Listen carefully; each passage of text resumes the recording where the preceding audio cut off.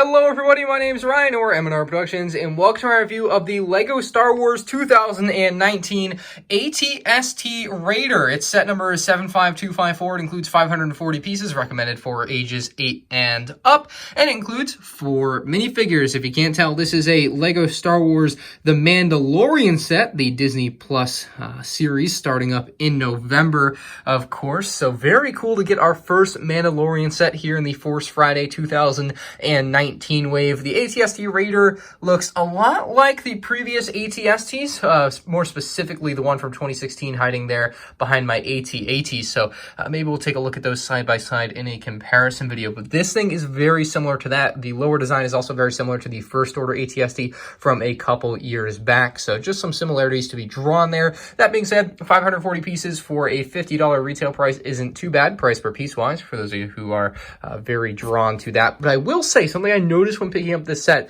is it's incredibly light. It's just a very light set. You pick it up and you just aren't ready for how light it is. I don't know. Side box art, as usual, looks very cool. And then the back of the box shows off the AT-ST Raider in a jungle at a different angle. Of course, the dark brown head looks great. A little bit of brown rust, perhaps, on the body and left leg, and then painted red on the right leg.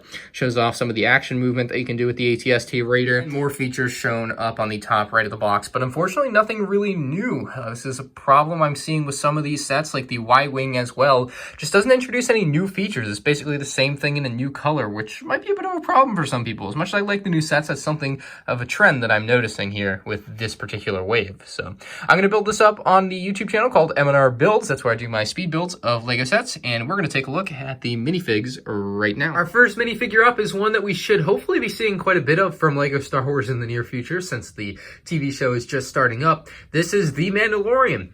Literally called The Mandalorian from the show The Mandalorian. So can't go wrong with that. He's got quite an extensive little blaster there with a little clip piece on the end of a brown lightsaber hilt that's even stuck into a small LEGO Star Wars blaster. So very interesting look for his weapon there, but he's got an awesome torso print with a ton of little details packed into there. Even the leg print is really unique looking. I'm really getting on board with that kind of the knee pad look there. I think that's what those are.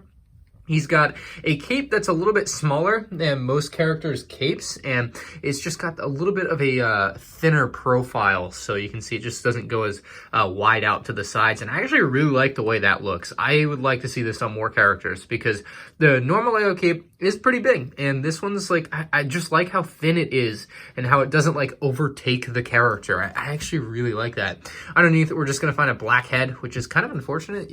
I think we know who the actor is that plays this, so you'd think they just throw his face under there, but I guess not. There's the back print, very good looking as well. They've done a great job with this Mandalorian figure, in my opinion. The helmet, by the way, is just the same old Mandalorian torso that we've seen for, I don't know, almost a decade now. I don't think it's a new mold at all, just obviously a slightly new print. Cara Dune has a really cool look to her as well. Very dark tan skin, sleeveless, and you can see those. I really like the blue legs with the light blue print on there. That looks really cool.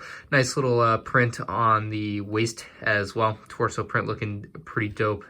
And then the backside, just a simple back print. I mean, I never really know what to say about the prints on the torsos and everything. Like, it just is what it is. There's nothing to really say about it. It's either like the folds in a material or just like extra armor bits on there, and there's really nothing crazy going on, you know? It's just, you look at the print and it looks cool or it doesn't, more or less.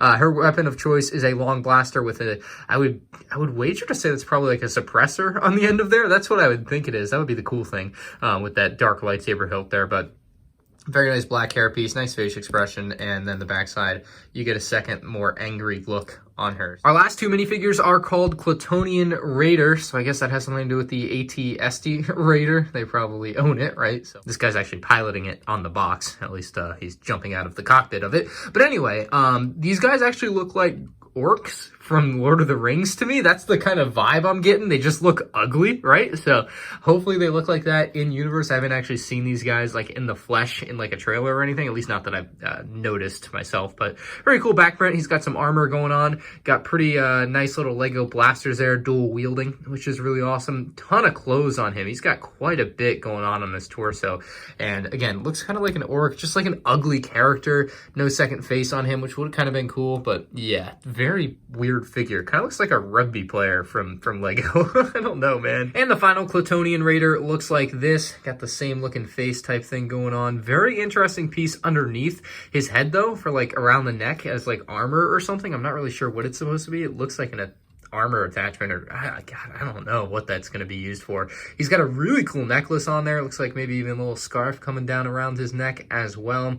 Very cool print going into the legs, and then the backside is going to be pretty standard for the backside of these Klatooinian Raiders, I suppose. Pretty similar looks there, just, you know, slight variation. But yeah, very cool figures for the first Mandalorian set. Of course, getting the Mandalorian and Cara Dune as named characters are pretty nice. Here it is, the ATST Raider in the flesh. And I must say, it's got quite a look to it. The dark gray, the red, and the brown all create a pretty nice contrast. Unlike our previous ATST models, which were all just completely gray, this one actually does bring some life to the table. And that's something that I think a lot of people always want with their Lego Star Wars sets. They're like, oh, it's a big gray triangle. Ah, blah, gray, gray, gray.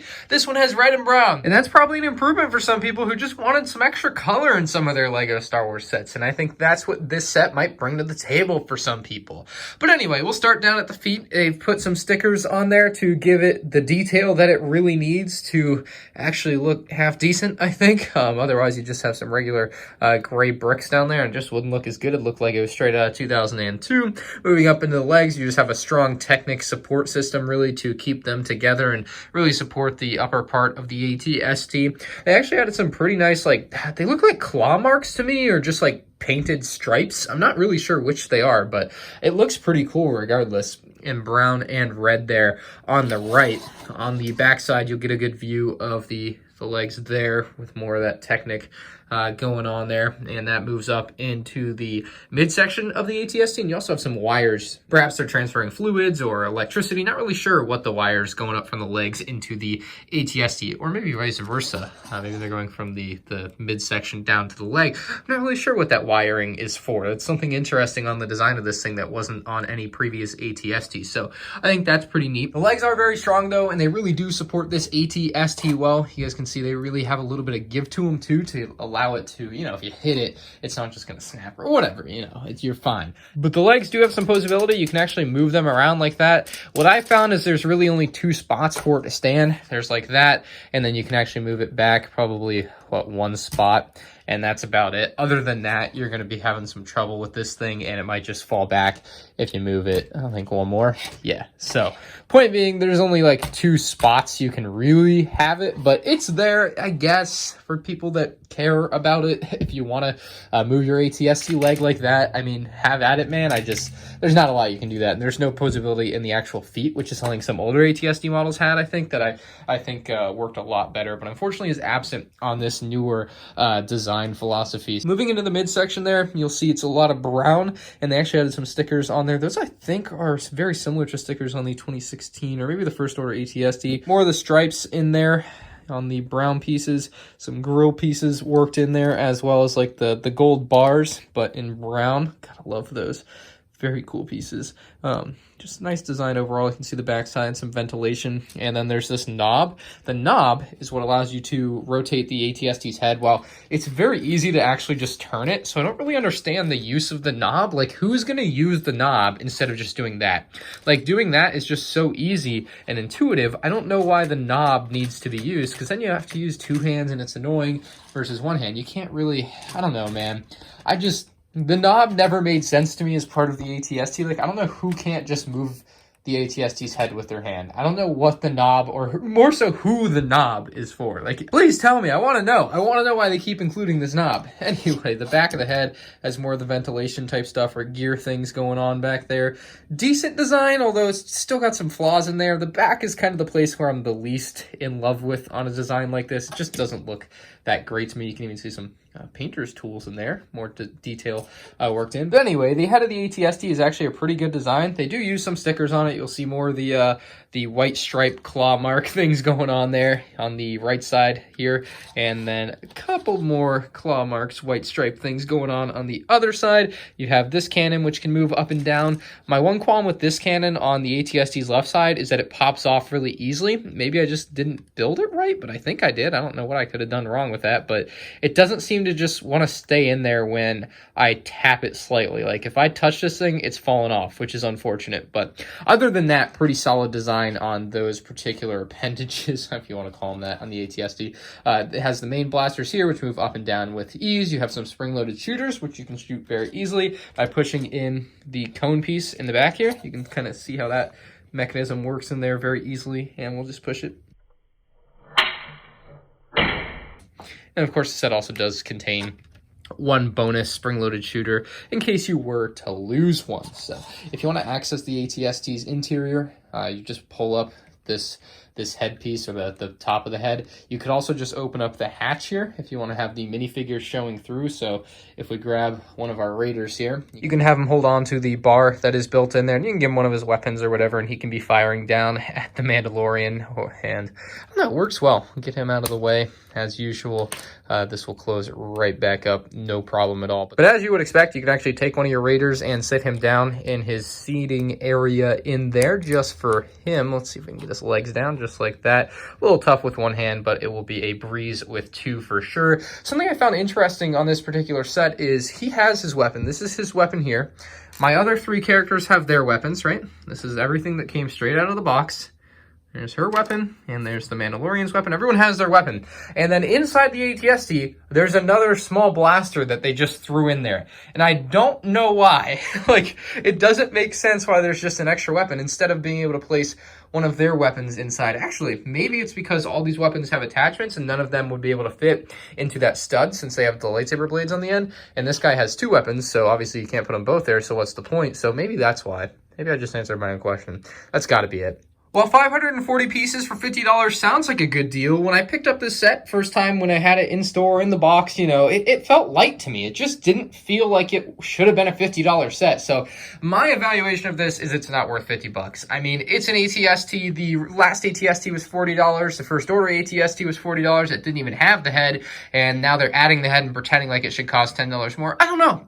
Maybe it is worth 50 bucks to you guys, but I would say wait for it to go on sale. Wait for that rollback at Walmart. Wait for that 20% off, 10% off, whatever you're going to be able to get. If you really want to get this set, I would just say patience on this one. Don't buy it for full price. I think this one needs to be a little bit cheaper before you guys pull the trigger. I mean, the minifigs are great. The Mandalorian looks like it's going to be a good show, but I just don't feel like $50 is the right price for this one. It just not good enough for me for 50 bucks. I don't know. I understand the price per piece thing is there. The $40 AT-ST was like 444 pieces, and this one's 540, so $10 more like makes sense.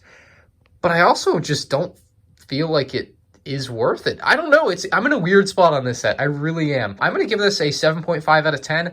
I like it. I think it's a good design. I think it's a little bit pricey. And maybe once I see the Mandalorian, I'll have a better attachment to the set. Maybe I'd change my rating at that point. But as of now, I'm just not super in love with this thing. And the color, I know some people wanted something that's not gray. I like the gray. It just red and brown look off to me. But, you know, it is what it is. Let me know your thoughts on this down in the comment section below. Leave a like if you guys enjoyed. And you can check out all my other Force Friday LEGO Star Wars set reviews on my YouTube channel. Thank you for watching. Peace out.